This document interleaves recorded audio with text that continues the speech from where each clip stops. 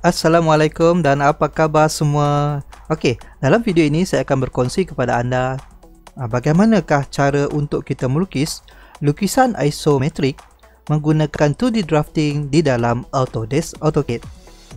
Jom saksikan.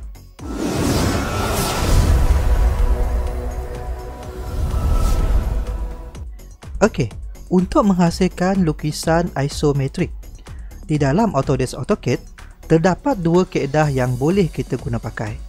Kaedah pertama iaitu kita menggunakan 2D drafting, iaitu kita menggunakan tools through 2D untuk menghasilkan lukisan isometrik. Kaedah kedua adalah kaedah kita menggunakan 3D modeling, di mana lukisan tersebut kita perlu lukis dahulu, kita perlu jadikan dia sebagai bongkah 3D dahulu sebelum ianya di-generate menjadi lukisan isometrik. Okay, namun dalam video ini saya akan berkongsi kepada anda bagaimana nak melukis lukisan isometrik menggunakan kaedah yang pertama, iaitu kaedah 2D drafting. Okay, so untuk melukis lukisan isometrik, kebiasaannya ada dua bentuk soalan yang anda akan jumpa. Ada dua keadaan lah kebiasaannya. Yang pertama adalah soalan berkaitan dengan diberi bentuk 2D, 3D macam ini, bentuk isometrik macam ini, anda cuma perlu lukis semula. Okay, tiru balik dan lukis semula. Ataupun bentuk yang kedua adalah anda akan jumpa soalan seperti ini, iaitu lukisan ortografik yang mempunyai pandangan hadapan, atas dan sisi, di mana kita perlu bayangkan dahulu, kita perlu lakarkan dulu, buat sketch dahulu bagaimanakah rupa dia dalam pandangan isometrik sebelum kita boleh menghasilkan lukisan isometrik.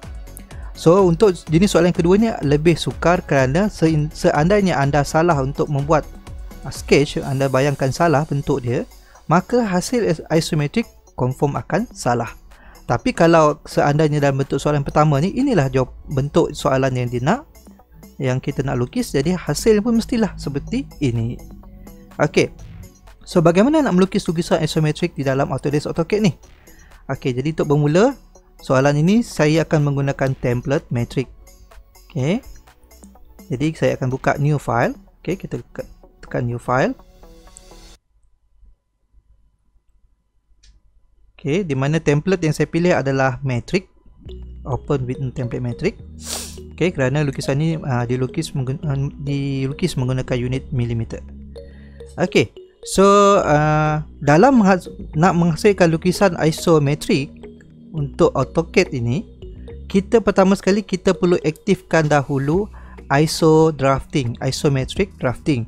Di mana nak aktifkan dia, kita boleh pergi dekat bahagian bawah ini. Okay, dekat bawah ni kita ada toolbar, which is yang perlu kita aktifkan adalah yang ini, dipanggil isometric drafting. Yang ini kena on dulu. Okay, apa bezanya kalau anda tengok dekat sini UCS kita ataupun crosshair kita ini, kita punya cursor kita ini, dia punya bentuknya mendatar seperti ini saja. Tapi kalau kita aktifkan dia, kita boleh nampak kita punya crosshair ataupun cursor kita ini, dia berubah menjadi bentuk menjadi warna hijau dan merah. Okay, dan kalau tengok dia punya pandangan dia condong, dia sengit sikit. Okay, kerana bila kita aktifkan ISO drafting ini, kita punya mod nak melukis dalam bentuk mod melukis lukisan isometrik. Okay, dalam lukisan isometrik ada tiga mod ataupun view yang kita boleh tukar. Kita boleh tukar. Sama ada anda nak tekan button F5 ataupun anda boleh tukar dekat bawah ini, dekat ISO draft tadi ada anak panah kat sini. Kita boleh tukar, kita nak pakai isoplane yang mana. Okey, so isoplane yang pertama sekali adalah isoplane left. Kalau tengok isoplane left ni, kita dalam mod bersedia untuk melukis lukisan isometrik pada pandangan sebelah kiri ataupun pandangan hadapan ni, iaitu dekat lukisan ni, view sebelah sini lah. Sebarang bahagian yang menghadap ke sebelah kiri ni boleh kita lukis menggunakan isoplane left. Manakala kalau kita tukar kepada isoplane top, maka dia punya crosshair kita ni, cursor kita ni dalam pandangan untuk melukis pandangan atas, iaitu kawasan ini. Kawasan ini atas. Dan isoplane right di sebelah kanan. Okey, sebelah kanan. So kita nak cepat function ni, kita boleh tekan dekat keyboard F5. Kita boleh tukar. Kalau katakan anda guna keyboard, dekat keyboard kena tekan function lah, Fn tu, F5. Dia akan tukar view yang kita nak. Okey, jadi untuk lukisan ini, saya biasa suka galakkan pelajar-pelajar untuk amalkan bila nak melukis. Lukis dahulu satu box yang mempunyai ukuran maksimum yang ada pada lukisan kita lah. Contoh ke sini, kita ada panjang 100 dekat sini. Okey, lebar dia 20, 40, 40, 100 juga. Tinggi dekat sini 70. Saya tak ambil yang lengkung ini kerana lengkung ini tak perlu pun kita nak lukis. Semualah kita ambil separuh di sini saja. Sebab lengkung ni biasa kita boleh buat terus dekat circle nanti. Di mana bahagian lengkung ini akan berjumpa dekat center circle ni. Jadi bahagian ni saya abaikan dahulu. Okey, saya buat box di dahulu. Okey. So nak buat box ini, kita boleh pergi dekat kita mula dengan line. Okey.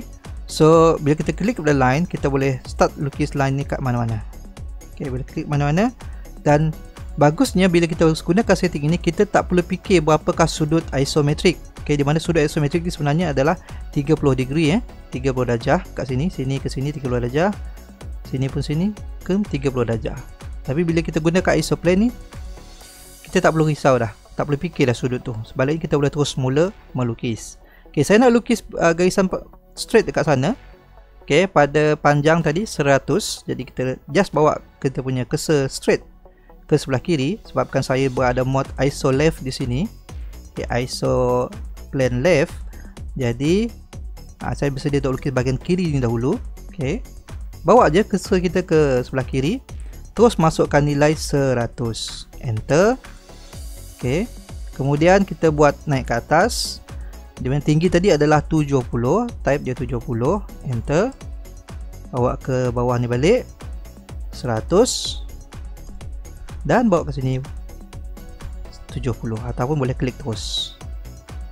Okey, jadi kita dah saya nak buat box besar dulu, box maksimum dulu Okey, saya zoom sikit. Jadi ini panjang ni 100, 70, 100. Jadi sebenarnya kita buat ni 100, 70. Ini balik, patah balik 100, 70. Okey, sekarang ni saya nak buat sebelah kanan ni pula. Jadi kanan ni sebagusnya kita tukar kita punya plane ni kepada ISO plane right. Kita lukis sebelah kanan. So klik pada sini. Okey, saya sambung, saya buat sebelah ni pula. Di sini pun panjangnya adalah 100, type dia 100, enter. Naik atas 100, 70. Enter. Dan ke sini kita boleh klik terus dekat snapping tu, ataupun boleh type 100 pun boleh. Okey, sekarang ni kita dah buat sebelah kanan. Nak buat sebelah atas pula, kita buat sebelah atas. Okey, atas ni saya tukarlah kepada ISO plane top. Okey, so kita klik sini. Okey, pastikan bawa straight ke sana 100. Sini pun 100. Okey. Siap box kita sebagai rujukan untuk kita buat lukisan isometrik. Saya suka galakkan anda terus buat box dahulu kerana lebih mudah lepas ni. Kalau anda buat by part, dia akan melambatkan proses. Okey. Okey, so saya nak buat dahulu. Okey, dah siap kita punya box. Jadi kita nak buat dahulu bentuk L kat sini. Okey, bentuk L kat sini. Nak dapatkan bentuk L dahulu. Jadi kita boleh gunakan arahan. Nak mudah dalam isometrik ni adalah kita gunakan arahan copy. So klik pada copy. Klik copy. Saya nak duplicate garisan ini, garisan bawah ni naik atas sebanyak 20. Okey, kita duplicate dia. Saya select objek ini. Dia tekan enter, pilih point ini, bawa naik atas sebanyak 20. Okey, dalam kita copy ni tak ada masalah sebenarnya. Kita nak buat kita punya plane ni ditukar atau tak, sebagusnya ditukar supaya kita tak confuse. Tapi kalau tak tukar tak ada masalah. Okey, saya copy lagi. Saya nak copy garisan ni pula. Okey, enter. Yang ni saya nak bawa ke sini, iaitu tebal di sini sama juga 20. Sini pun tebalnya 20. Jadi kita copy. Okey, bawa ke sini, pastikan betul ikut arah. Masukkan nilai 20. Enter. Okey. Ada setengah orang dia suka buat siap-siap, ada setengah orang dia suka trim dulu, trim. Dia nak elak confuse. Okey. Settle bentuk L di sebelah sini. Sebelah sini. Jadi nak senang, saya nak buat bentuk L tu bagi lengkap dulu supaya nanti memudahkan saya semula untuk buat bahagian yang lain. Jadi di sini saya copy saja L ini. Okey, enter. Di sini base point yang saya nak pegang. Yang ni senang, kita klik saja sebab point sudah pun wujud bila kita copy tadi. Klik. Okey. Sini pun sama sebab ukurannya sama, saya boleh ambil terus. Klik. Okey. Kemudian saya copy lagi. Perlu ke saya sini? Saya tak perlu je. Okey, sini saya tak perlu sebab dia dah ada bentuk L di sini. Okey, kalau nak buat juga pun tak ada masalah. Okey, saya copy je lah. Copy di sini, enter, saya ambil point ini, kita klik sini. Dia senang je, kita main copy saja. Tu perlunya kita punya box maksimum tadi untuk membantu kita dapatkan garisan yang kita nak copy. Okey, lagi saya nak buat bentuk L dulu. Copy, enter, ambil point ini, saya letak sini pula. Okey, jadi siap bentuk L saya. Saya buat bentuk L dulu, bahagian tepi ni dulu, L. Jadi garisan ni perlukan tak? Kita dah tak perlukan dia, boleh buang, delete. Yang ini pun saya rasa tak perlu dah. Jadi kita boleh trim. Okey, trim. Saya trim, ini pun saya trim. Ini pun trim, yang ini boleh trim. Alright. Ini untuk confuse, untuk mengelak confuse. Ada setengah orang dia suka lukis bagi dia lukis semua tempat dulu, kemudian buat trim. Boleh, tak ada masalah. Cuma saya tak suka tengok dia serabut. Jadi saya akan buat bahagian dahulu. Okey, sekarang ni bentuk L dah siap. Nak buat yang mana pula? Bentuk bulat ni saya buat last kali sebab saya nak tunjuk anda ada satu function yang perlu kita buat bila kita nak buat bentuk lengkung. Okey, yang tu saya tunjuk kemudian. Kita settlekan dulu bahagian yang bentuk yang petak-petak ni dulu. Okey, let's say saya ambil yang buat bahagian lubang ni dulu. Okey, jadi kita copy. Di mana jarak di sini? Jaraknya adalah 20. Jadi kita copy. Okey, sana ini. Enter, saya ambil point ini. Bawa ke sini sebanyak 20. Okey. Okey, saya copy lagi garisan ini. Bawa ke sini berapa? 40. Okey. Bukan 20 ni. 20. Okey, saya ambil daripada hujung, silap. Copy. Betul lah tadi copy. Sini 40. Saya confuse tadi. Ingat kat sini 20, 10. 20, rupanya sini pun 40. Betul lah tu. Okey, ini 20, 40, 40. Okey, betul. Okey, jadi dah kita dapat point ini, kita just copy garisan di sini pula. Kita copy garisan ini. Sebabkan titik rujukan ni dah ada, tak perlu masukkan nilai lah, just klik, letak dan letak. Kemudian di sini ada jarak garisannya 30. 30 ni kita copy. Kita ambil garisan ini. Enter. Ambil point ini sebagai rujukan dan kita letak. Berapa jaraknya? 30. Alright. Jadi kalau anda tengok di sini, dalam mengerjakan lukisan isometrik senang je. Kita just banyak gunakan arahan copy. And then lebih-lebih ni kita trim lah. Okey, saya trim lebih-lebih ni. Okey, enter. Buang ini tak nak. Di sini pun tak nak. Okey, yang ni perlu. Kena buang. Kita buang. Buang. Alright.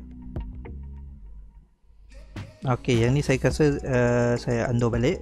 Tekan U untuk undo. Okey, yang ni saya tak nak buang sebab saya perlu duplicate garisan ni untuk menghasilkan garisan ni. Ni tak boleh buang lagi lah. Okey, jadi kita copy lagi. Copy. Ambil garisan ini. Enter. Okey, saya letak di sini pula. Sama je. Copy. Ambil garisan ni. Enter, ambil point. Point tak, ni, macam case ni kita buat dua rujukan yang kita boleh pilih. So saya ambil yang atas ni lah. Klik. dan kita copy lah. Copy ni pula, copy di sini pula. Enter, saya ambil point ini.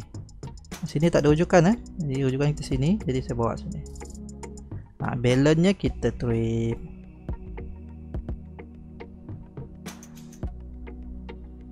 Okey, yang ni barulah kita boleh trim dia. Okey, settle bahagian yang lubang ini. Okey, sekarang ni kita nak buat bahagian box ni. Boleh saya nak buat yang ini dululah. Okey, saya nak buat ini dulu. Bentuk segitiga ni dulu, kosong segitiga ni dulu. Okey, jadi kita copy, kita buat line dulu daripada bucu ni ke sini. Sebab apa saya ambil bucu ni? Sebab sebab tinggi ni tadi 70. Okey, ataupun kalau saya tahu tinggi bucu ini berapa, tebal ni 20 campur 25 dah jadi 45, campur dengan 25 lagi 70. Itu sebab saya ambil point ni. Jadi kita copy saja, copy garisan ini. Okey, ambil base point dia, tak kisah nak ambil daripada atas boleh, ambil dari bawah boleh. Okey, let's say ambil dari bawah. Bawa, pastikan dia ikut garisan ini sebagai garisan rujukan untuk kita copy, di mana tebalnya adalah 20. Jadi jarak kita nak copy adalah 20. Enter. Alright. Yang balance nya kita copy saja. Okey, saya nak copy serentak, saya ambil dua garisan ini. Enter. Ambil rujukan atas sebab sini ada point rujukan. Klik saja. Okey, jadi lebihnya kita boleh trim. Saya trim lah. Trim.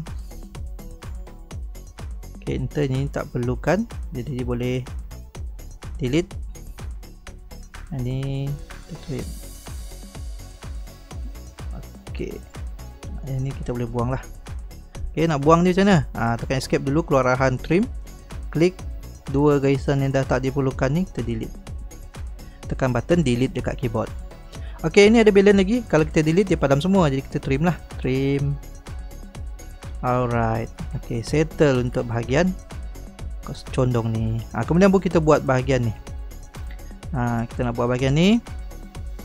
Rectangle ni, di mana rectangle ini mempunyai lebar 30, panjang 40, tinggi 25. Okey, saya nak copy garisan ni ke sini dulu sebanyak 30. Copy. Select object, enter. Ambil point ini, bawa ke sini.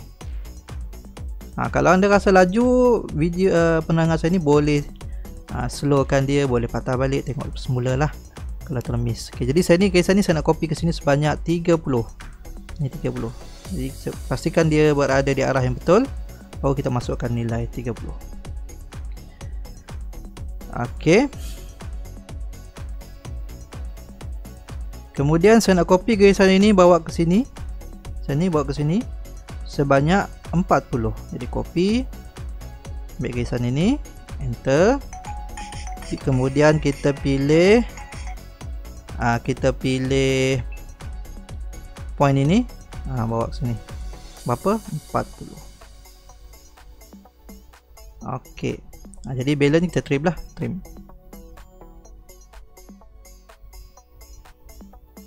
Okey, ini kita trim. Tinggal kosong box ni. Kemudian kita nak copy garisan ini naik atas sebanyak 25. Copy. Select object, enter. Ini kita letak saja. Okey. Okey.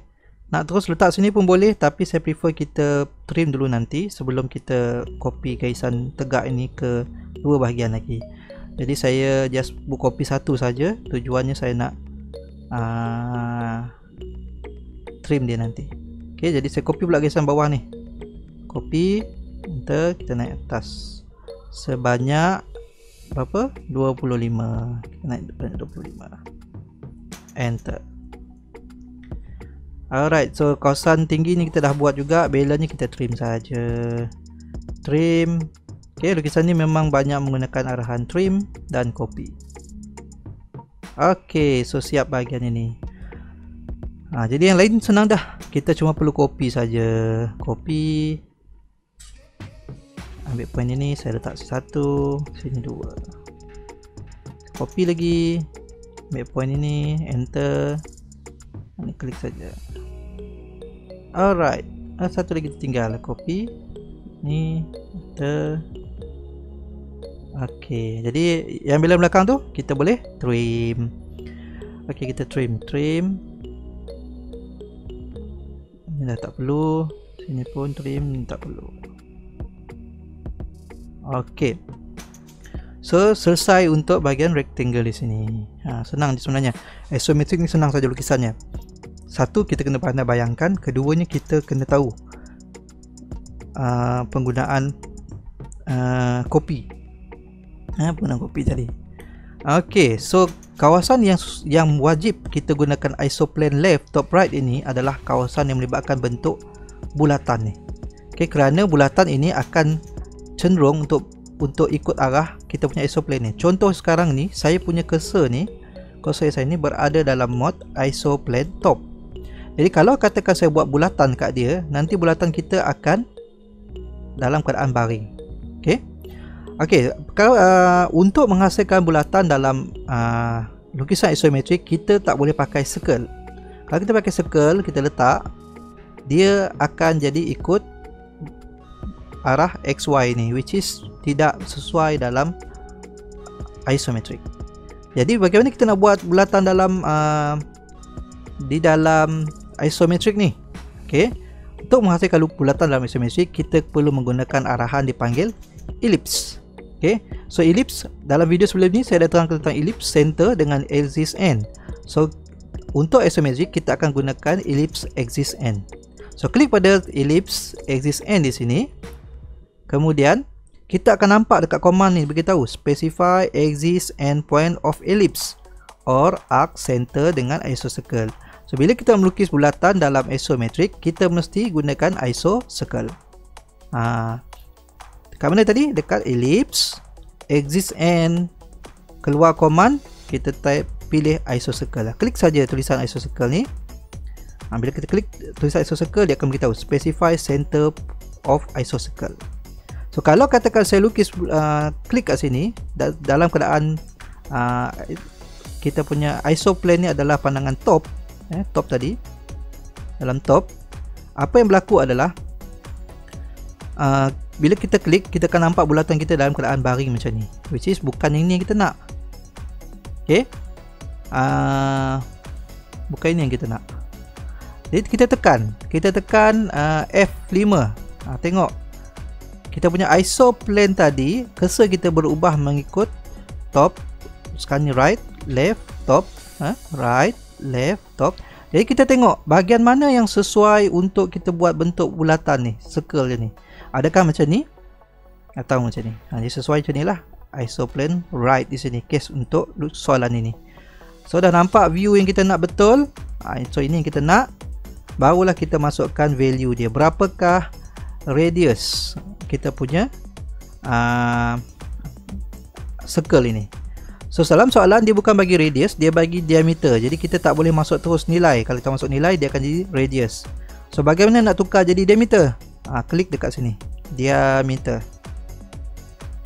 Berapa diameter? 40. Boleh type 40. Ok, alright. Kemudian kita ada satu lagi bulatan besar, di mana bulatan besar ni punya radius. Ni R, radius 50. Sama juga, kita pergi pada axis N. Kita ambil center yang sama. Ok, di mana kali ini kita nak dia axis N. Jangan klik dulu, pilih isocircle dulu. Isocircle. Kemudian kita dah keluar tulisan specify center of isocircle, baru kita klik center kita nak. Di sini kita boleh pilih, kalau kita pilih default dia adalah radius. Kalau radius masukkan nilai terus. Kalau diameter mesti klik kat tulisan diameter ni. So case ini saya menggunakan radius. Radius saya adalah 50. Okay, radius kita 50, masukkan nilai 50. Enter. Ok, dah masuk, enter. Kita dah dapat bentuk dalam ni. Kat luar ni juga nak buat ulangi langkah yang sama boleh, tapi lebih mudah kita gunakan arahan copy. Jadi sebelum kita copy, kita trim dulu. Trim, enter. Saya buang dulu ni. Lebih-lebihan ni kita tak nak.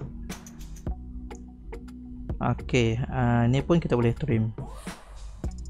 Garisan ni tak perlukan kot. Okey, kita trim. Oh, okey. Ini saya delete je lah, tak boleh trim kan. Okey, kita copy dia ke sana. Copy. Lengkung dia besar dengan bulatan ni. Enter. Base point nak pegang mana? Kita ambil tengah-tengah ni boleh, sini pun boleh. Okey, saya ambil sini. Klik. Tak. Alright. Jadi kes ini sebenarnya bulatan ini yang kat dalam ni cuma nampak sikit je lah. Kalau tengok soalan ni nampak sikit. Jadi kita trim. Enter. Saya trim di sini. Okey. Jadi garisan ni kita tak nampak, dia boleh delete. Dalam soalan ni garisan tak nampak. Sini pun tak nampak, jadi kita boleh delete. Yang ini kita boleh trim. Okey. Alright, dah siap belum? Dah siap ke? Belum lagi, sebab kawasan ni belum lagi kita sambung dengan elok lah. Macam ni tak kemas lah ni. Jom kita perlu sambungkan dia dengan kemas. Ok, kita klik. Bila kita klik, dia akan automatic snap dekat kuadran dia ni. Klik kat sini pun kuadran dia. Barulah kita trim yang balance tinggal. Ok, so siaplah lukisan isometrik yang kita nak buat. Ok, jadi lukisan isometrik kita dah pun siap. Jadi untuk melengkapkan lagi lukisan isometrik kita nak kena buat dimension. Ok, kat mana kita nak buat dimension ni? So kita pergi dekat tab Annotate. Ok, dekat sini dekat depan ni pun boleh, cuma ada arahan ekstra yang perlu kita pakai. So kita kena pergi dekat tab Annotate ni, kat panel dimension. Ok, di mana arahan untuk kita buat dimension ini? Kalau untuk garis lurus biasanya kita akan pakai align kat sini.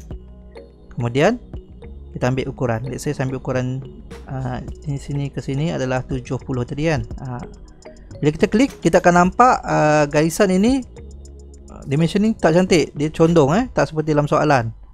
Dalam soalan ni dia ikut garisan. Tak apa, kita buat dulu. Okay, kita buat dulu yang ni pula. Okay, kemudian yang ni pula.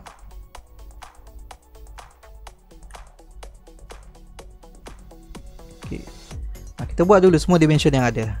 Okay, katakan semua dimension dah ada. Saya tak tunjuk semua. Okay, supaya mengelakkan drag masa. Jadi saya tunjuk sini 3 ni dulu contoh. Bagaimana kita nak buat supaya dia nampak kemas. Okey, cara dia adalah dia berada, arahan ni berada dekat panel tab Annotate, panel dimension ini. So kita tekan dekat anak panah kat bawah ini. Anak panah dimension ni. Kita nampak ada arahan dipanggil oblique. Ini ikon dia, oblique. Bila kita klik oblique, pertama sekali kita kena select objek. Objek tersebut bermaksud, select objek ni bermaksud dimension yang kita nak buat, kita nak kemaskan. So klik pada dimension tersebut. Enter. Okey. Kemudian dia akan minta garisan oblique angle, which is oblique angle tu wujud pada garisan ini. Jadi kalau saya nak dia selari dengan garisan ini, maka saya gunakan garisan ini sebagai rujukan saya. So klik sini, klik sini. Jadi dia pun ikut. Kalau yang ni oblique angle kita ambil, kita nak dia selari, yang ni selari dengan sini, jadi kita kena ambil garisan ini sebagai rujukan kita. Jadi klik semula oblique objek kita yang ni, enter. Klik garisan ni ke sini, jadi ikut. Jadi kita boleh adjust. Kalau rasakan kita nak alih kedudukan, kita just klik kat dimension tersebut, pergi ke point yang biru ni, kita klik kat dia, kita boleh alih kat mana kita nak letak. Okay. Jadi dia ni pula macam mana?